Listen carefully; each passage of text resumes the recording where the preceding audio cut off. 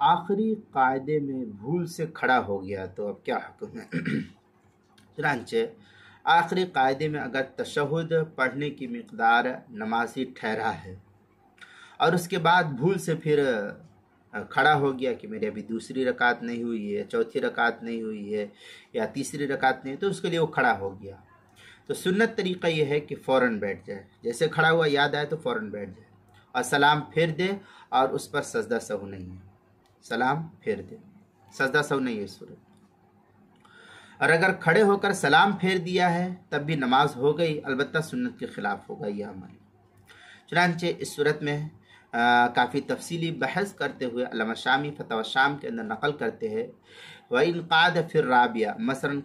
قدر التشہد ثم قام عاد وسلم ولو قائما صح۔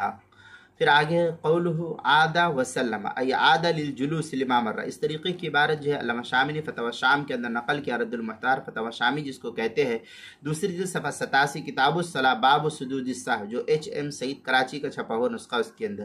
البحر الرائق کتاب الصلاۃ باب سجود السہوی جلد نمبر 2 صفحہ نمبر 104، جو ایچ ایم سعید کراچی کا چھپا ہوا نسخہ ہے اس کے اندر۔ اسی طریقے سے نماز کے مسائل کا انسائکلوپیڈیا اس کے صفحہ 51 پر بھی اس کو نقل کیا گیا ہے۔